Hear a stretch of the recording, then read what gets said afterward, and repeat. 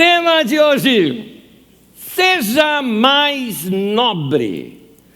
Eu quero explicar aqui para você que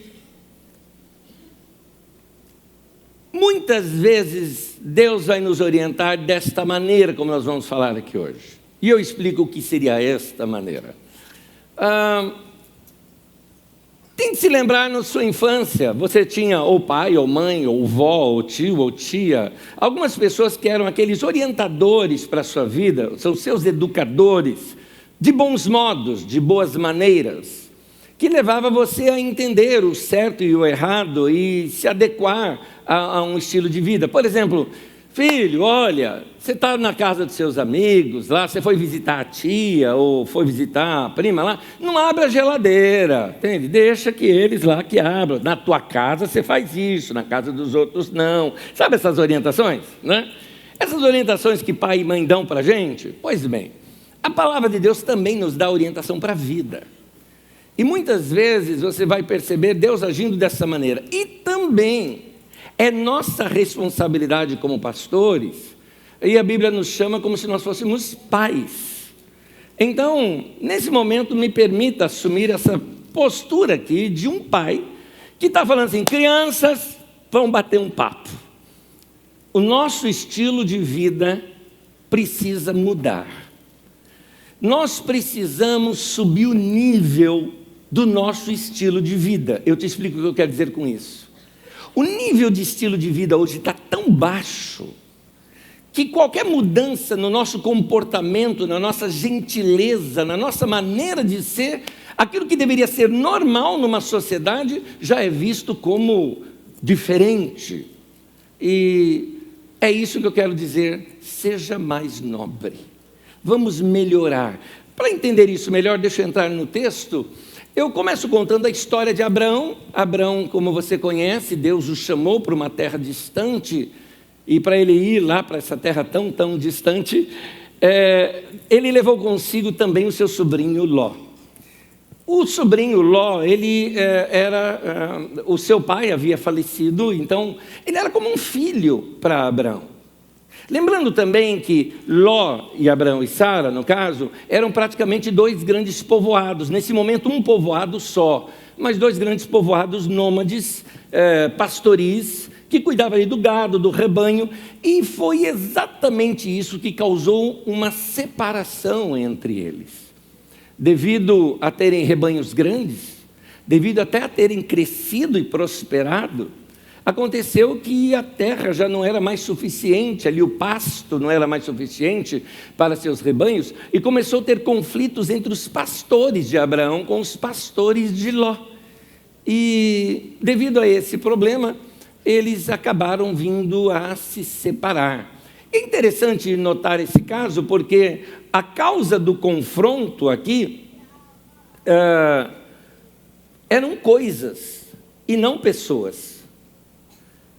Foram coisas, foram situações como ouro, prata e gado, que o eu e você, ou seja, o Ló e o Abrão, acabaram sendo sugados para esses confrontos devido a esses problemas. E é interessante notar como alguns confrontos que a gente enfrenta na vida começam com problemas financeiros. Quer ver um exemplo? Nossos pais estão envelhecendo, vêm a falecer, e aí começa a briga e disputa entre irmãos por causa de herança. E nem estou falando de grandes heranças, às vezes é uma casa onde o pai morava, mas agora tem um dos irmãos que mora lá, e aí os outros ficam assim: não, ele tem que sair de lá porque a gente tem que vender o lugar. E aquele que mora lá não estava preparado para sair. E aí fica aquela: olha, mas vou para a rua? Não, se vira, já tinha tantos anos, tinha que se preparar. E aí começa a briga. Nota que antes se davam bem, mas agora, por causa de coisas, vem a ter conflitos e separação. Então, assim também foi com Abrão e Ló. O problema entre coisas, gado, rebanho, ouro e prata, fez com que eles viessem a se separar. Gênesis 13, versículo 8, o Abraão diz assim para Ló: não haja desavença entre mim e você, ou entre os seus pastores e os meus, afinal somos irmãos. O somos irmãos aqui, entenda-se, o sentido é ser do mesmo sangue. do mesmo povo. Os pastores que estavam brigando entre si, eles também eram do mesmo povo, do mesmo sangue, do mesmo povoado. Mas essas questões financeiras, essas disputas de bens, acabaram cegando-os para as coisas mais importantes da vida, que são relacionamentos. Há uma frase que eu repito bastante aqui, e vale a pena ver de novo. As melhores coisas da vida não são coisas. Vou repetir, as melhores coisas da vida não são coisas. Devido a conflitos por dinheiro ou por posições, isso acontece em outros lugares, acontece em igreja, gente disputando cargo, acontece na empresa, disputando também posições, prestígios, acontece na família, por questões de dinheiro ou questões de espaço, e assim vão as coisas separando a gente daquilo que é mais importante. Quero continuar a leitura com vocês. No versículo seguinte, do 9 em diante, diz assim: Abraão diz para o Ló: aí está a terra inteira diante de você, vamos separar-nos. Se você for para a esquerda, eu irei para a direita, se você for para a direita, eu irei para a esquerda. Olhou então Ló, e viu todo o vale do Jordão, todo ele bem irrigado, até uma cidadezinha pequena chamada Zoar. Era como o jardim do Senhor, assim, era tão bonito que poderia se dizer que era como Éden, ou como a terra do Egito, que devido ali o Nilo seria um lugar muito bonito e bem frutífero. Isso se deu antes de o Senhor destruir Sodoma e Gomorra. Ló escolheu todo o vale do Jordão e partiu em direção ao leste. Assim os dois se separaram.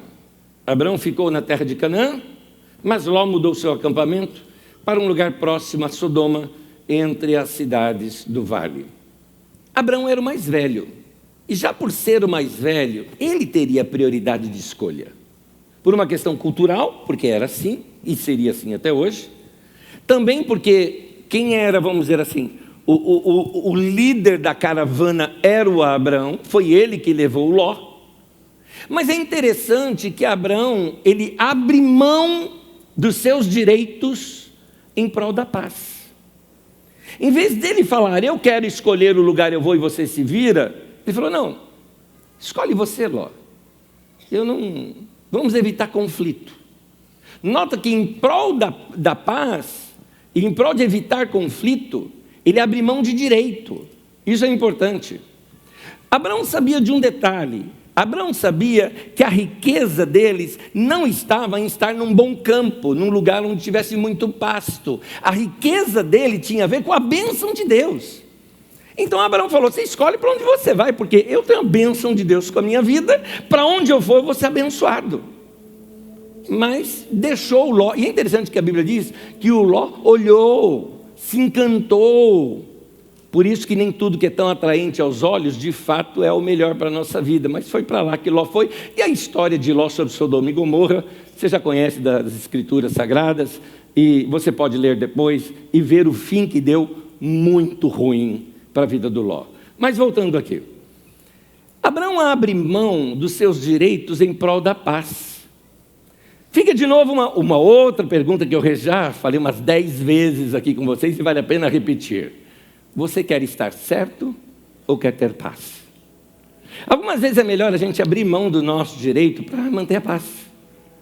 Porque se a gente fala, não, mas é o meu direito, eu tenho direito disso, ou eu é que estou certo, e aí fica aquele conflito, e só quebra, só arrebenta tudo. Às vezes é até melhor fazer igual a Abraão. Decide você. O que você achar melhor, eu faço outra coisa e vai dar tudo certo. Então, Abraão foi mais nobre. Foi isso que foi Abraão. Abraão subiu o nível. O pessoal estava no conflito de, não, essa terra é minha, esse gado é meu, esse espaço é nosso. Abraão subiu o conflito, falou, escolhe o melhor lugar, a gente vai para outro. Abraão subiu o nível. Abraão foi mais nobre. Por isso, tema de hoje, seja mais nobre.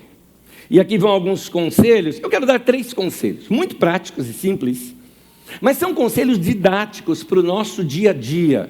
Inclusive, dá para praticar hoje já. E o primeiro conselho que entra aqui na nossa lista é esse. Pare para escutar. Nós estamos num momento da nossa sociedade em que ela está tudo muito agitada. Todos nós recebemos mais informação do que qualquer outra época da história da humanidade. Uma hora que você passa com seu celular em mão, somente vasculhando a internet, você já recebe mais informação que um homem na Idade Média receberia durante a vida inteira dele. E um detalhezinho, a gente confunde informação com conhecimento. Conhecimento desce para a alma, expande a mente. Informação é só informação. Você só fica sabendo de coisas que elas não te levam a nada. Mas o que isso está resultando em nós, devido a esse avalanche de informação, que nossa mente não estava preparada para isso, despertou em nós algumas doenças. Dentre elas, a ansiedade. A ansiedade é uma espécie de aceleração do nosso processo de vivência. Perdemos a paz, a tranquilidade, aquela coisa de fazer a coisa leve. Perdemos aquele jeito gostoso, talvez até que você ainda encontra nos interiores, em alguns lugares, né? Um lugar interiorano, aquela coisa mais tranquila. Mas nós não, e principalmente nós que habitamos em cidade grande, o trânsito é maluco, tudo é muito rápido, tudo tem que ser feito na hora. A gente toma decisões o tempo todo. E até hoje, quando eu vou tomar café, principalmente quando é café de máquina que a gente fala, não é? Eu me lembro daquela velha história de como nós estamos tendo que tomar decisão para tudo. Antigamente chegava para você e falava, quer um cafezinho? Quero, beleza. A gente sentava em volta lá do fogão, né? Geralmente fogão a lenha, bota lá a água para ferver, põe no bule e vamos tomar o café. Acabou. Hoje em dia como é que é? Você quer um café? Quero. Forte ou fraco? Eu gosto mais forte. Você quer o quê? A torra dele 12, você quer 10, o que você quer? Você gosta assim do quê? De um ristreto ou você quer um café mais forte, assim, mais encorpado? Qualquer um café, você já não aguenta mais decidir, né? Qualquer um café, tá bom, pequeno, médio ou grande? Não, qualquer um, põe médio para mim, tá bom, tá certo. Açúcar ou adoçante? Adoçante, sucralose, aí não dá, gente. É um monte de decisão que a gente tem que tomar. E isso está cansando a mente da gente. O que nós não percebemos também é que isso vai afetando a nossa vivência. Nós estamos aprendendo a fazer coisas rápidas que não precisava ser feito rápido. Lembro-me quando recebi um irmão de Belo Horizonte aqui e fui levá-lo para passear. E então, você vai em Belo Horizonte, você vai o quê? Ele te leva para mostrar o quê? Os morros do Mangabeira. Você vai no Rio de Janeiro, vão te mostrar o quê? A Urca, o Pão de Açúcar e tantos lugares bonitos. Você vem em São Paulo, você vai mostrar o quê? O metrô. O que a gente tem aqui, o prédio grande na cidade, né? Então vamos visitar o metrô. E estando ali no metrô, e daqui a pouco vamos para a escada rolante. Assim que a gente entrou na escada rolante, já fui subindo a escada rolante. Ele parou, ele falou, oi, o trem já está andando. O trem é escada, tá? Não é o trem. Mas para que vocês sobem a escada que já está subindo? Eu falei, não é só isso, a gente tem que subir do lado direito, porque quem está com pressa já sobe do lado esquerdo e te ultrapassa. Essa loucura está deixando a gente com crises. Nós estamos ficando, a maioria das pessoas, com um pensamento acelerado. Por quê? Porque nós estamos com o motor nosso acelerado. Quem tem Fusca antigo sabe o que eu estou falando. Nós aceleramos o nosso motor. E isso está atrapalhando, muitas vezes, nossas conversas. Nós falamos demais, nós atropelamos os outros, não paramos para ouvir mais as pessoas. Eu acho bonito quando algumas vezes saio aqui da Carisma durante a tarde e encontro alguns senhores aqui na rua de cima e passo, sempre abro assim a janela do carro, como vai e tal. O que eles fazem? Final da tarde, vão pegar um solzinho, leva a cadeira para a calçada, senta com os amigos e fica batendo papo. Qual a última vez que você fez isso? Qual a última vez que você viu o pôr do sol sentado para bater papo? Ou que você sentou assim, com aquela vontade de não fazer nada? Ou aquela assim, sentou para descascar uma laranja, hoje nem isso a gente faz mais. E ainda roda, contando A, B, C, D, tal, com a criança para dizer com quem que ela vai se casar. A gente não faz mais essas coisas. E isso está nos deixando mais acelerados, e isso está nos fazendo atropelar as pessoas. Não paramos mais para ouvir, não paramos mais para escutar as pessoas, o que elas de fato têm a falar, não prestamos atenção mais nos seus sentimentos, e precisamos aprender a ter de novo consideração pelas pessoas. Considerar e dar os valores que elas têm ao nosso redor. É muito adequado eu citar aqui um homem que é um pastor para mim, Jamé Nobre, porque até o sobrenome dele casa com a mensagem de hoje. E o Jamé, ele esteve entre a tribo dos índios Craos, e esses, ou Craós, como você quiser, lá no norte do Tocantins. E entre essa tribo, na linguagem deles, não existe a expressão eu te amo. Existe a expressão, no lugar existe eu te escuto, eu te dou ouvidos. Para eles, amar alguém é parar para ouvir a outra pessoa. Amar a pessoa é dar os seus ouvidos para aquela pessoa, é abrir seu coração para ouvir os sentimentos, as falas, os desejos, as expressões, os sonhos ou a simples conversa da outra pessoa. Precisamos desta consideração. Tem gente que não se preocupa com isso e porque vai se atropelando, acontece de começar a ruir determinadas áreas da relação do próprio casamento. Tivemos uma gostosa reunião de casais aqui na Carisma na sexta-feira passada e repeti com eles uma frase que eu acho que todo encontro de casais eu vou falar para eles e vou repetir agora aqui para vocês. Uma coisa básica num relacionamento a dois é isso: conversem, conversem, conversem. A gente precisa conversar sempre. E conversar o quê? Não é conversar DR, não é discutir a relação. Não é disso que eu estou falando. Isso é necessário algumas vezes, não é disso que eu estou falando. Eu estou falando de sair para conversar qualquer coisa. Falar da vida. Saber como que o outro está. Saber se comeu bem no dia. Eu não estou falando só aqui de casais, tá? Eu estou falando de qualquer relacionamento. Se você ainda tem pais, vai falar com eles. Seus pais querem falar. Eles querem conversar. Os idosos, você já deve ter percebido, que os idosos gostam de contar do que eles sentem. Eles gostam de citar a infância deles, contar as histórias deles. E sabe por quê? Porque eles querem repartir com você o que de bom aconteceu na vida deles e também contar os seus erros para que você não repita. Pare para ouvi-los, é importante. As gerações são diferentes, mas essa conexão precisa ter. Se nós perdermos essa conexão, nós vamos o quê? Nos desconectar. Nós não vamos entender mais um ao outro.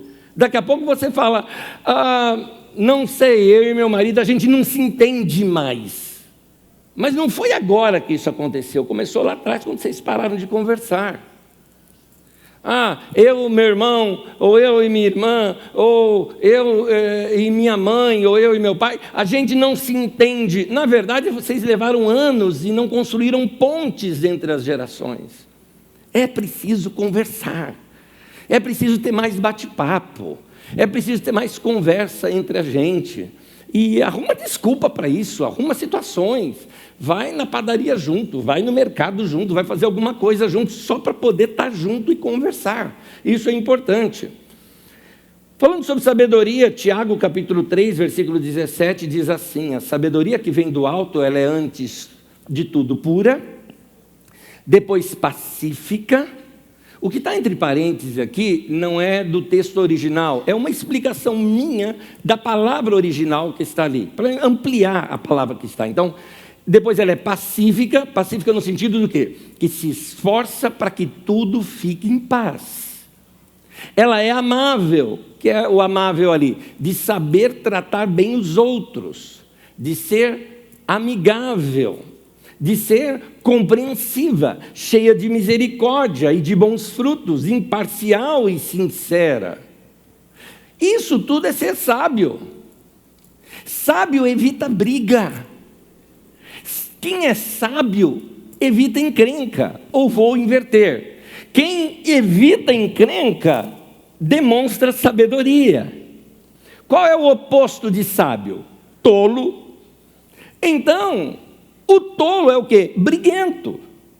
O barraqueiro é tolo. É isso. Saber tratar bem as pessoas, isso é sabedoria.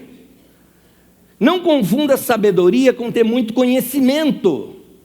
Tem gente que leu muito livro na vida, ou lê muita coisa na internet, ou tem papo para tudo, mas trata mal as pessoas. É um tolo inteligente. Não é sábio. Então, a sabedoria tem a ver com os relacionamentos, de acordo com esse texto. A sabedoria nos leva a compreender os outros e a ter misericórdia. Quando eu estou sendo cheio de consideração pelas pessoas, pensando no outro, eu estou sendo sábio. Mas quando eu ajo com desconsideração, desprezo, menosprezo, eu estou agindo como um tolo. Tema de hoje: seja mais nobre, suba o nível. Vai tratar as pessoas de um modo diferente do que elas têm sido tratadas no que seria hoje comum na nossa sociedade. Primeiramente, pare para escutar. Em segundo lugar, não seja desagradável.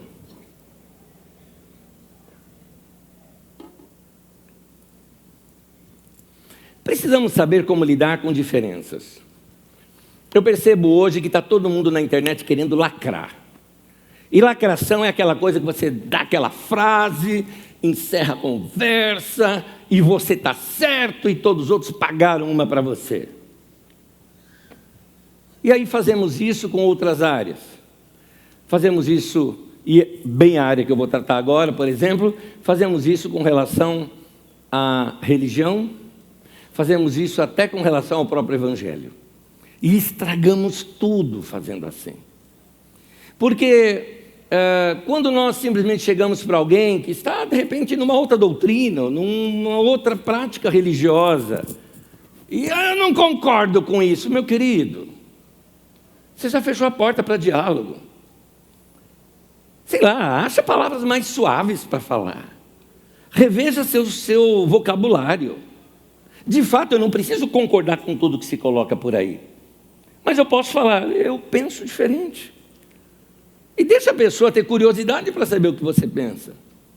Porque se sua vida não causa interesse para a pessoa, ela não vai querer saber o que você fala. Não, mas nós temos a verdade e temos que pregar a verdade. O que é a verdade para você? É um conceito? Porque na Bíblia Sagrada a verdade não é um conceito, não é uma norma de doutrinas a verdade. A verdade na Bíblia é uma pessoa, e essa pessoa é Jesus. Note que a verdade tem a ver com relacionamento com Jesus, e não com um conceito certo ou errado. Portanto, pare de brigar por questões religiosas. Eu me lembro uma vez uma pessoa falando comigo, foi aqui mesmo na Carisma. Aliás, era tão antigo que eu me lembro que o corredor era aqui no meio, assim, o corredor. Eu me lembro até da cena, estava andando aqui no corredor, já saindo. Um rapaz chegou para mim: ô Neto, me ajuda aqui.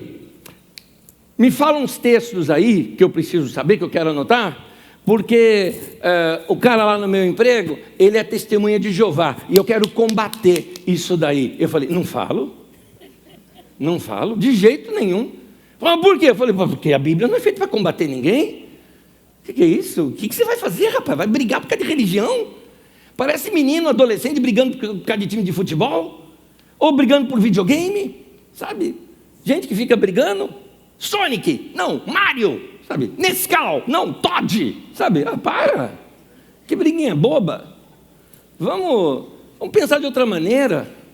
Vamos conversar com pessoas de modo mais elegante, de modo mais educado, para que as pessoas se interessem pela conversa. Pedro fala isso em 1 Pedro capítulo 3, versículo 15 e 16, quando ele diz assim: e sejam sempre preparados para responder a qualquer pessoa que lhes pedir a razão da esperança que há em vocês. Contudo, façam isso com mansidão e respeito. Note aqui que ele fala, preparado para responder à pessoa que lhe pedir. Você causou, olha só, você causou sede na pessoa, e ela lhe pede: me explica. É isso que o texto está dizendo. Às vezes nós pensamos que evangelizar é sair por aí gritando sobre todo mundo ou sentando a Bíblia na cabeça de todo mundo. Gente, não é isso. Nós somos chamados para ser, lembra disso que Jesus ensinou? Sal da terra. E o sal, quando você come uma comida muito salgada, ela dá sede. O que Jesus está dizendo é isso. Vocês precisam causar sede de Deus na vida das pessoas. Como? Pelo comportamento. Foi 2009, eu estava numa reunião com pastores lá na África. E era interessante, um irmão estava sendo abençoado por aqueles outros pastores para ser enviado para uma região onde não havia nenhum cristão naquela região. E a frase daquele irmão me marcou. Ele disse assim, eu vou para lá e eu não vou para lá para pregar, para falar para todo mundo. Ele quis dizer assim, eu não vou pregar Jesus para todo mundo lá. Eu vou viver como quem anda com Jesus. Porque se eles não virem nada em mim, eu não tenho nada para falar para eles. Aí você fala, muito bonito, legal, mas funcionou? Pois bem, estive lá em 2009, depois 2010, depois 2011, depois 2013, várias vezes. Na última vez que estive lá, simplesmente participei de uma das reuniões com a igreja que surgiu naquele lugar. A primeira pessoa que se converteu era uma mulher que estava muito doente, ela teve uma doença nos pés, não conseguia andar e ela estava muito fraca, talvez por causa da inflamação no seu corpo. O que ele fez? Pegou a sua bicicleta, amarrou a mulher nas suas costas, não é? E foi até quilômetros de distância levá-la no hospital. Depois de tratá-la e tudo mais e trazê-la para casa, ele e a esposa iam ali diariamente fazer curativos nos seus pés e cuidar dela, até que um dia essa mulher pergunta assim para ele, a pergunta dela foi direta, ela falou, quem é o seu Deus? Em outras palavras, você é diferente. Quem é o seu Deus? Foi aí que ele começou a pregar o Evangelho. Foi a primeira pessoa batizada. Um lugar com mais de hoje de 200 pessoas batizadas naquele lugar. Funciona. Gente que serve o Evangelho dessa maneira. Gente que vive o Evangelho dessa maneira. Nós somos chamados para ser sal da terra, para viver lá fora de uma maneira em que as pessoas fiquem impactadas com a vida de Jesus em nós e vão nos perguntar, como disse aqui Pedro, qual é a razão da sua fé? Esteja preparado para falar para quem te pergunta. Mas olha só, ainda assim Pedro dá uma nota final. Contudo, façam isso com mansidão e respeito. Se você pensa diferente de alguém, nem por isso você tem que agir de modo desagradável para com a pessoa. Saiba discordar sem ofender. Você não precisa rebaixar alguém para se sentir superior. Você não precisa ganhar no argumento. Ninguém precisa ser convencido do Evangelho, eles precisam ser convertidos ao Evangelho e não convencidos. Porque você pode até estar certo, mas se você agiu da maneira errada, você perde. Como uma máxima que a gente tem lá em casa, quem gritar perdeu. Você pode até estar certo, mas veio no grito, perdeu. Perdeu toda a razão. Então aprenda a respeitar, por exemplo, crenças diferentes das suas. Você está nos ensinando que a gente pode aceitar todas as religiões. Não, eu não aceito todas. Eu penso diferente, vivo diferente. Mas tem um detalhe, eu tenho uma experiência diferente. E a experiência é tão boa que eu não vou abrir mão dela. Agora, se eu não conseguir demonstrar isso para a pessoa com o meu estilo de vida, então eu não aprendi ainda a viver para o Evangelho. Eu acho interessante notar o seguinte, olha, Paulo apóstolo estava com seus discípulos ali, os novos convertidos, na cidade de Éfeso. E a cidade de Éfeso era uma cidade muito grande. Essa cidade era uma cidade central, não somente econômica, de mercado e tantas outras coisas, mas tinha mais um detalhe nessa cidade. Ela era um lugar de peregrinação religiosa. Havia naquela cidade um templo muito bonito, oferecido à deusa Diana, Diana pelos romanos, ou Ártemis pelos gregos. E esse templo era tão suntuoso, que quando você estuda a história antiga e já ouviu falar sobre Heródoto, ele fez uma lista das 7 maravilhas do mundo, que você já ouviu falar, das quais somente as pirâmides do Egito estão em pé até hoje, mas o templo da deusa Diana, esse daí, da época lá de Paulo, era um deles, de tão lindo que era. Então isso gerava um comércio religioso muito forte, e as pessoas ali lucravam com isso. Acontece que, com as pregações de Paulo, as pessoas começaram a abandonaram essa religião, abandonaram aqueles ídolos, e aí as pessoas que faziam esses ídolos começaram a ter prejuízo financeiro, e eles arrumaram lá um motim para tentar pegar essa turma do Paulo.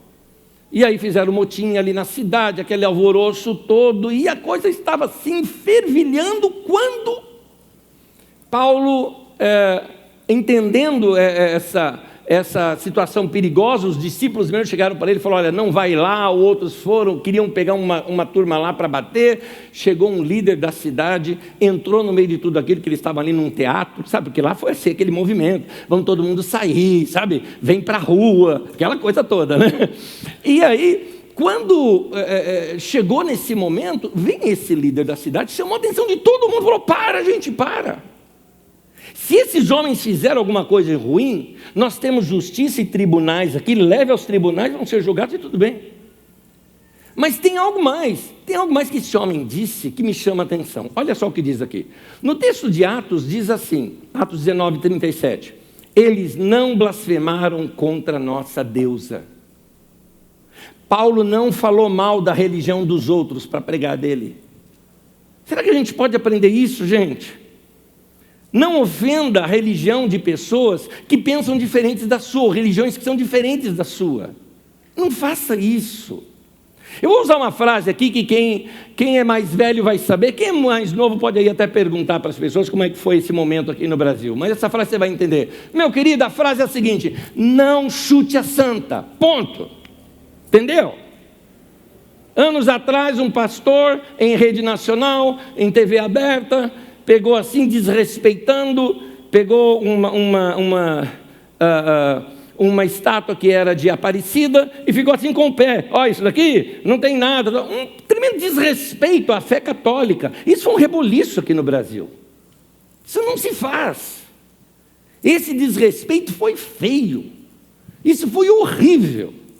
E deixou para a gente uma herança maldita de achar que todo evangélico era ignorante como esse homem.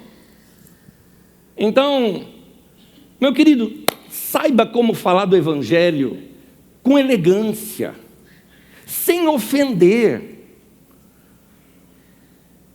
Seja sábio. Lembra que nós vimos aqui quem é o sábio? Sábio evita conflito. Eu acho um absurdo como as pessoas podem pegar a mensagem positiva, a mais positiva e importante do mundo, que é o Evangelho de Jesus, e transformá-la numa mensagem negativa. Evangelho, a maioria de vocês sabe o que significa. O que significa evangelho? Boas novas ou boas notícias. Pois bem, eu chamo a atenção da palavra boa. É isso, ela é boa, é gostoso de ouvir.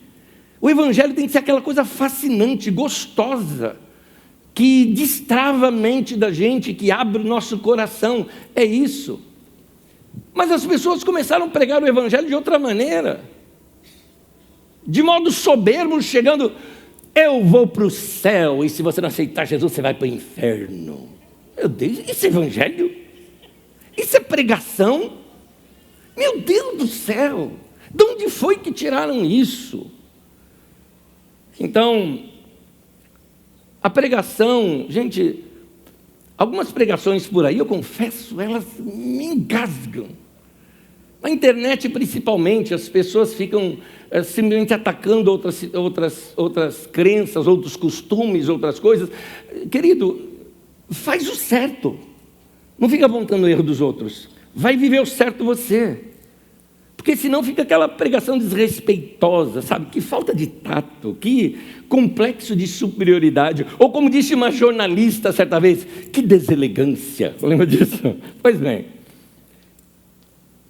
Há uma frase de um homem que foi, eu acredito ter sido um dos maiores pregadores evangelistas da igreja de todos os tempos.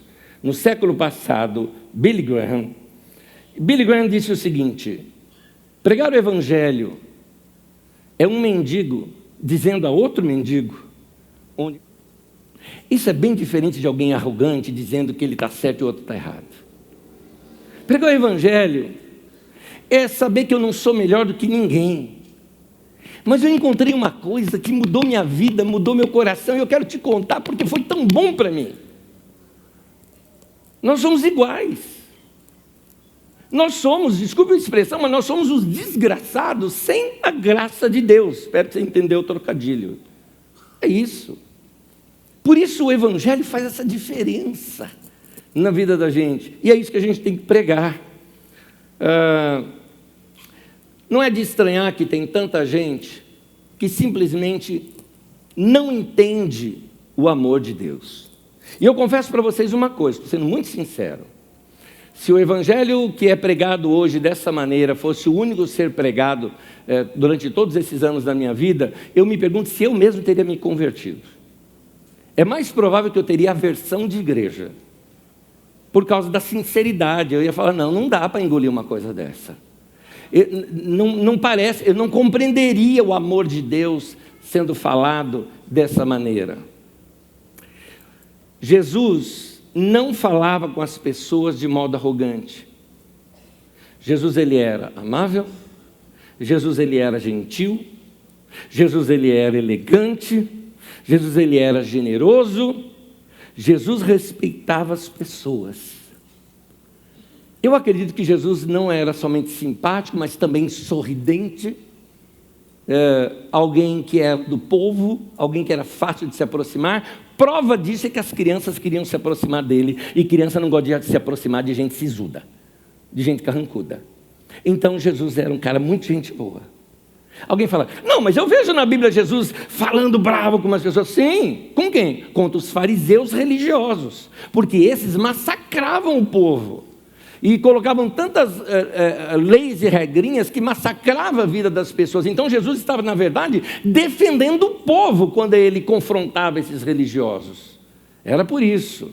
Então, Jesus era dessa maneira, e é assim que nós devemos ser. E por isso que nós precisamos aprender com ele. Lembra que ele fala, aprendam de mim, eu sou manso e humilde, de coração. E vocês vão encontrar descanso para suas almas. A sua mente vai parar de ser aquela mente cheia de turbilhão de, vou encontrar aquela pessoa, aquele outro chato, eu estou com um problema no meu trabalho, meu casamento está por um fio. Está faltando mansidão e humildade para evitar conflitos.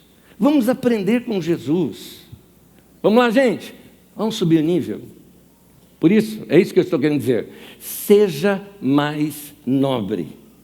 3 conselhos, então. Primeiro, pare para escutar. Pare para escutar outra pessoa. Segundo, não seja desagradável. Acabamos de falar.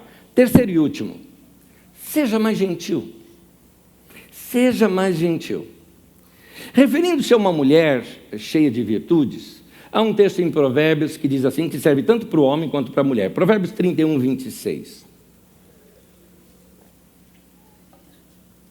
Quando abre a boca, sempre tem algo importante a dizer, e sempre o diz com toda a gentileza.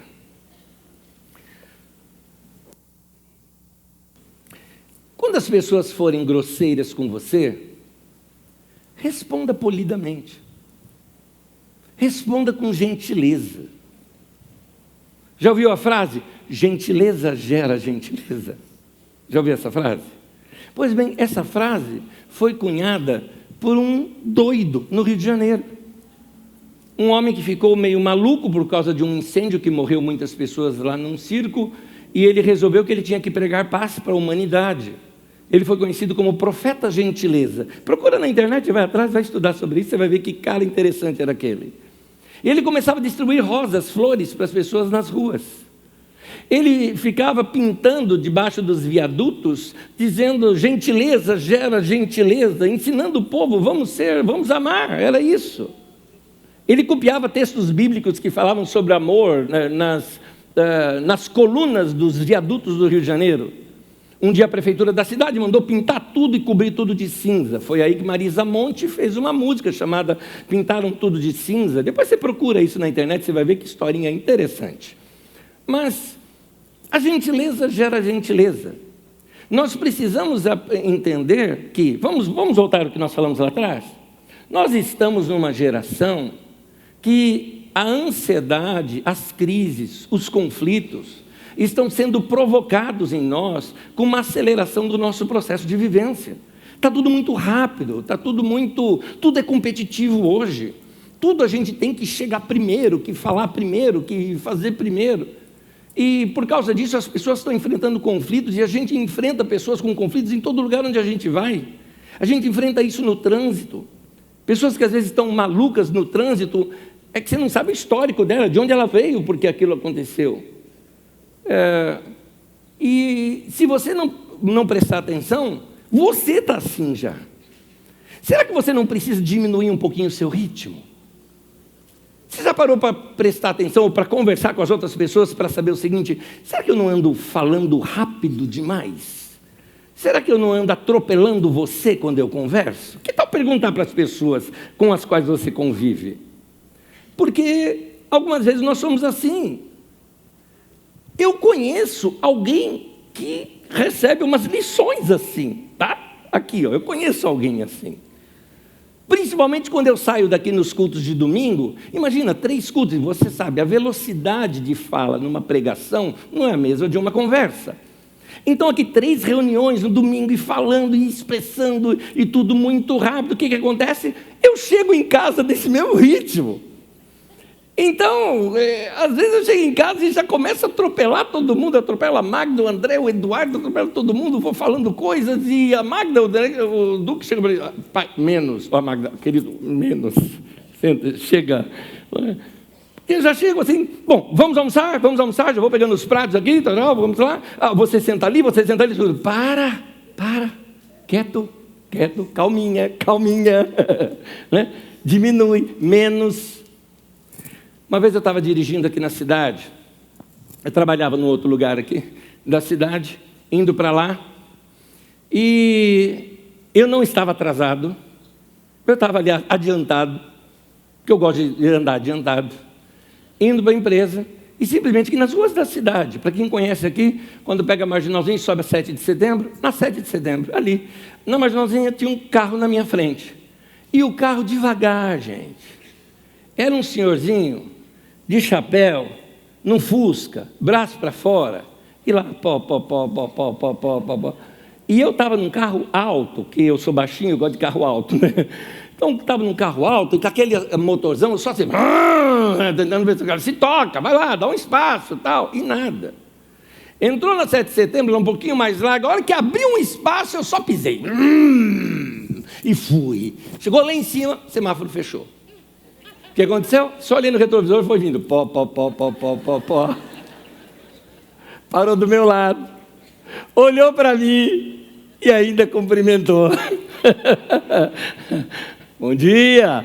Bom dia. Só isso já foi uma lição para mim. Às vezes eu até fico pensando, será que não era anjo? Porque tem umas coisas que acontecem na vida da gente que são lições. Eu vou contar uma outra aqui agora, E essa daqui aconteceu muitos anos atrás. Naquele tempo não havia uma pracinha ali, onde hoje é aquele chamado Lago do Salgado, né? Aquele lugar era só um cruzamento de algumas ruas ali. E eu estava passando ali, quando simplesmente um carro descendo internacional, com tudo, o cara ia passar direto, tinha semáforo, ele passou pelo semáforo, quando eu falei, vai bater. Virei o carro, torci o carro para ficar meio como que do meu lado até, quase que para salvar quem estava aqui no carro, foi o reflexo que eu tive. O carro dele, a mesma coisa, ele brecou e tal, e virou. O carro virou, parou um do lado do outro, gente, assim, ó, do lado do outro. Aquele alívio. O cara olhou assim para mim, do vidro, olhou, pastor. E eu, e ele era da igreja. Eu falei, isso é castigo de Deus. Brincadeira. Às vezes a gente tem que aprender umas coisas dessas.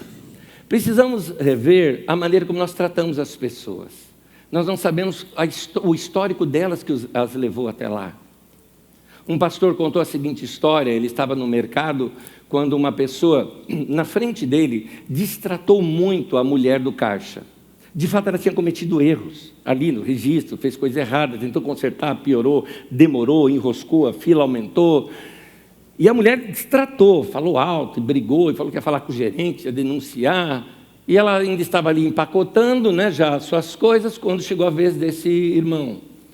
E ele falou assim para ela, não lembro se boa tarde ou boa noite, e disse: qual é o seu nome? Ela, fulana. Ele falou: fulana, eu pedi seu nome porque eu quero orar por você, tá? Eu vou colocar você na minha lista de oração, que eu estou vendo que você teve um dia muito perturbado. E ele, percebendo que ela parou assim, não esperando aquilo, ele falou: me diga pelo menos qual que é o seu problema, para eu orar sobre o seu problema. E a moça não aguentou, ela foi falando, ela falou: minha filha, eu tenho uma filha pequena, e ela está exatamente no hospital nesse momento. E eu não pude acompanhá-la porque não me liberaram aqui na minha empresa, eu tenho que trabalhar, então minha cabeça não está aqui, eu estou fazendo tudo errado. Ela falou: essa mulher está certa, eu fiz coisas erradas aqui, eu não atendi direito. E se bobear, vou fazer coisa errada aqui com você também. Nesse momento, a pessoa que estava atrás falou: com licença, qual hospital? Ela falou: tal. Ela falou: eu sou agente de saúde e eu conheço a líder de enfermagem desse hospital. Qual é o nome da sua filha? Pegou ali, fez uma ligação, conseguiu falar com a líder da área lá do hospital onde a filha da menina estava e falou: está aqui no telefone, ó. Fala com ela, está aqui no telefone com você. Acalmou o coração daquela mulher, que estava ali em prantos já chorando. Às vezes as pessoas nos tratam mal num atendimento e a gente não sabe o que está por detrás daquilo. Há um histórico por detrás. E nós precisamos aprender a tratar bem todas as pessoas. Algumas vezes você passa por pessoas, principalmente pessoas que são serventes, guardas, pessoas de vigilância, e eles são verdadeiros postes para você. Você não as conhece por ali. Você deve se lembrar daquela historinha antiga de um professor aqui da USP, que ele se vestiu de gari e trabalhou de gari por uma semana ali no mesmo lugar onde ele dava aula, e ninguém o cumprimentava, mas ele, como professor, todo mundo o cumprimentava. Então ele viu que as pessoas viram postes às vezes, simplesmente porque estão por detrás de um uniforme. Nós temos que subir o nível, você entendeu? Seja mais nobre, meu irmão. Valorize pessoas ao teu redor. Compreenda os momentos que essas pessoas estão estão passando. Temos que entender que essas pessoas que elas estão estressadas, elas tendem a ser mais grosseiras, porque elas estão no seu limite. O que você entende quando Jesus disse: se bater numa face, vire a outra? O que ele está dizendo é isso. Alguém agiu com rispidez com você, trate com elegância, trate de modo diferente. Surpreenda a pessoa fazendo o que ela não espera que você faça. Transmita gentileza, aprendendo a falar até mais pausado, até num tom mais baixo. Às vezes a gente tem que perguntar para as pessoas: será que eu não ando gritando muito? Não, hein? Será que minha voz não é irritante e eu não estou percebendo? Porque às vezes nós estamos tão acelerados que a gente não percebe que nós estamos atropelando todo mundo. Aliás, uma boa pergunta para você fazer para os outros da sua casa: eu ando muito acelerado? Eu ando atropelando você? É bom a gente perguntar isso. Provavelmente a pessoa vai dizer sim, tá? É muito provável. E um detalhezinho, você também vai dizer sim para ela.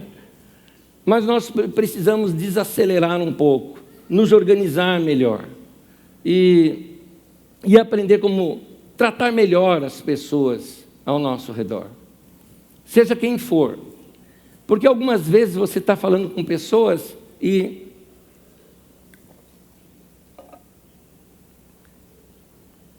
nem sabe o histórico por detrás, principalmente, por exemplo, quando você lida com situações como uma reclamação de serviços prestados. Você sabia que quando você vai reclamar um serviço prestado, você também tem que ser elegante? É verdade. Porque às vezes a gente, vamos lá, estou falando que serviço de celular, de internet e tudo mais, não está funcionando lá na sua casa, deu problema, o que você faz? Vou falar um monte. O cara que vai te atender lá não é a empresa, não é o dono da empresa, é um funcionário, que poderia ser seu filho. E está lá ouvindo um monte de uma pessoa que se sente superior a ele, só porque é cliente. A gente precisa mudar isso. Uma vez eu estava bravo, mas muito bravo, com um negócio de serviço de internet, e não resolviam a situação, e eu liguei, e aí eu falei com uma pessoa lá do suporte, falei, olha, sendo honesto com você, eu estou muito bravo com a tua empresa, é muito ruim essa empresa, mas não é você, tá bom? Você está entendendo que eu estou bravo com a empresa e não com você? Não, estou entendendo, sim, senhor. Então, por favor, tá? Não é você. Tá? Você está no seu serviço, você é um profissional, tudo mais, mas procura resolver isso aqui para mim e continuamos a conversar. E a conversa foi tranquila, foi tudo bem. Quando terminou ali no final, terminamos tudo, ele falou, tá bom, bom, até logo, serviço, tudo mais, tá bom? Então, tá bom, Anésio, manda um abraço para a Magda. Oi? Falou, eu sou da Carisma. Que legal. Legal. Ainda bem que eu tratei bem. Mas nós temos que tratar bem a todos. E não só por ser ou não reconhecido, porque as pessoas precisam perceber que existe algo em nós. Nós pregamos o Evangelho, a boa notícia, no nosso convívio, no nosso dia a dia, na maneira como nós falamos, na maneira como nós agimos, na maneira como nós nos comportamos. O intuito desse ensino de hoje, para terminar aqui, é preparar você para pregar o Evangelho. Vocês, cada um de nós, eu, você, mostrarmos a vida de Jesus, não através de discutir verdades, de dizer quem está certo e quem está errado, mas através da elegância, gentileza e polidez, mostrar o amor. Porque o amor não é grosseiro, o amor é polido, o amor é elegante, o amor é gentil. E para compreender melhor o amor, é o último texto que eu vou ler aqui com vocês. 1 Coríntios capítulo 13, eu fiz questão de pegar uma só palavra e ver nas diversas traduções, onde a gente consegue ampliar o nosso entendimento do texto. Primeira coisa que diz aqui, que o amor não maltrata. Tratar mal. Amor não deixa você tratar mal alguém. Se você ama, você não vai destratar alguém. Mesmo que tenha sido um serviço errado prestado a você. Mas você nem por isso vai maltratar a pessoa. Segunda coisa que diz ali, o amor não se conduz inconvenientemente. Quem ama não é inconveniente, porque tem muita gente que é inconveniente, até no relacionamento interpessoal. Tem uma rodinha de gente ali conversando, o indivíduo chega na rodinha, domina a conversa, puxa para si, é inconveniente. É inconveniente quando a outra pessoa, por exemplo, está passando um momento de luto, e o indivíduo chega lá e fala, que isso, rapaz? Cabeça para cima, tudo bem? Isso acontece com todo mundo tem alguém que morre na vida, né? Para, cara inconveniente. O amor vai sentir o que o outro sente. Porque o amor traz compaixão. O que é compaixão? Compaixão, sentir o que o outro sente. Você está puxando o sentimento da outra pessoa para você. Saber se comportar. Tem gente que não sabe se comportar em funeral. Pega lá o viúvo ou a viúva e fala, e aí, tudo bem? Oh, meu Deus do céu, que frase. Né? Então, simplesmente estenda seus sentimentos para a pessoa. É isso. O amor não se porta inconvenientemente. Outra frase, o amor não é grosseiro. E a grosseria, às vezes, tem a ver com o tom de voz que você fala, com as palavras que você usa, com os adjetivos que você coloca numa frase. Muitas vezes isso se transforma em grosseria na maneira de lidar. Quem ama não faz isso. Por último, o amor tem boas maneiras. Que Deus nos ensine a amar. Amém? Vamos pregar o Evangelho amando pessoas, a tal ponto que a gente possa provocar nessas pessoas o que aquele irmão lá na África provocou naquela mulher, ao ponto da pessoa parar você e perguntar, quem é o teu Deus? Me fala desse Evangelho. O que foi isso que mudou a tua vida? Por que você é o que você é? Você é alguém especial. Você é diferente. Me conta, como é que é isso? E você vai poder pregar o Evangelho dizendo: eu me arrependi dos meus pecados, decidi seguir a Jesus. E por imitar Jesus, estou tentando me parecer com Ele todos os dias. Tenho muito ainda a mudar, mas eu queria te mostrar isso, dá para ser para você também. Vamos seguir Jesus juntos. É isso que é pregar o Evangelho. Eu quero terminar e vou convidar você para ficar em pé comigo, por gentileza.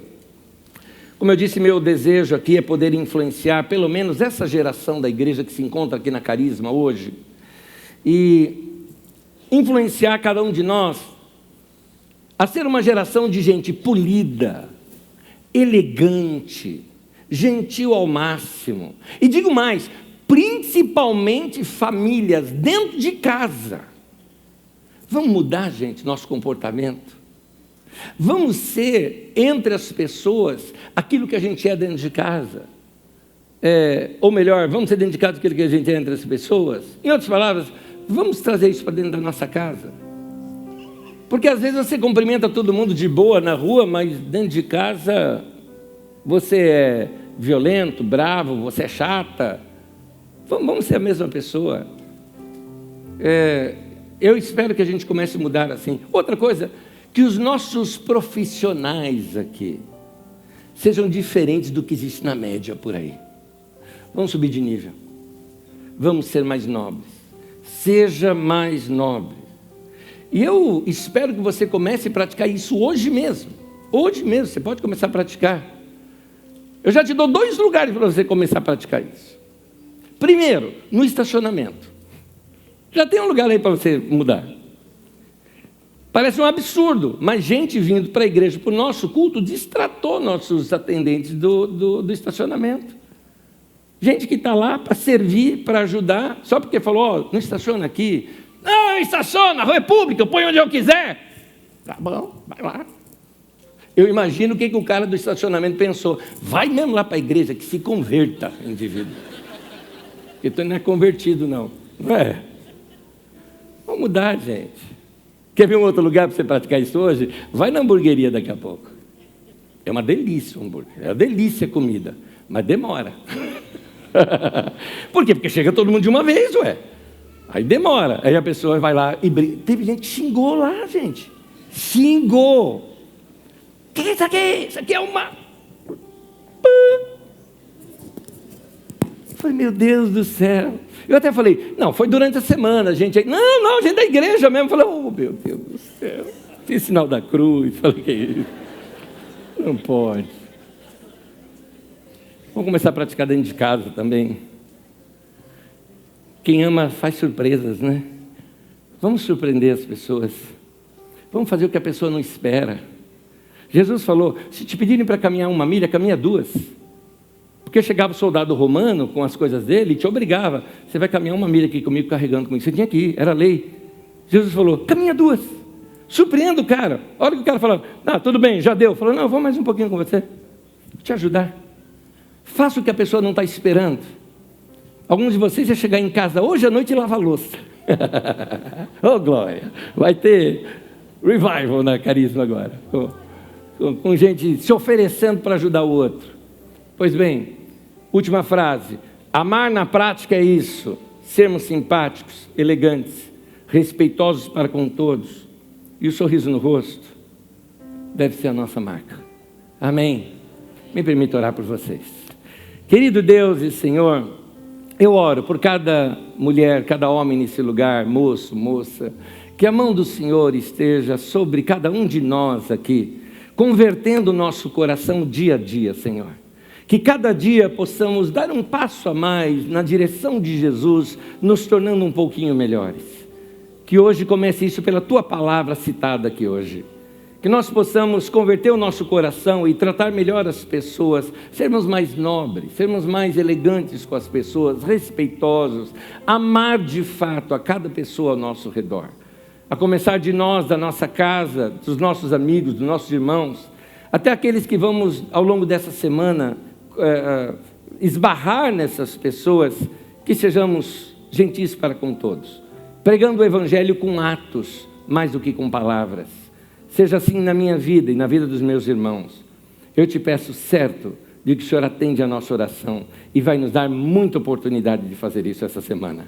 Que a boa mão do Senhor esteja sobre nós. Eu te peço, Senhor, nos encha com teu Espírito Santo, nos capacite com a sua graça para vencermos essas nossas fraquezas humanas, a fraqueza da ira, a fraqueza de querer dar o troco. Ajuda-nos a vencer a carne sendo cheios do teu Espírito, Senhor. Ajuda-nos a isso. Pedimos a tua graça e certos de que o Senhor atende nossa oração, te agradecemos em nome de Jesus. Amém e amém. Povo de Deus, boa semana para vocês. Que Deus abençoe, graça, paz e bênção. Até semana que vem.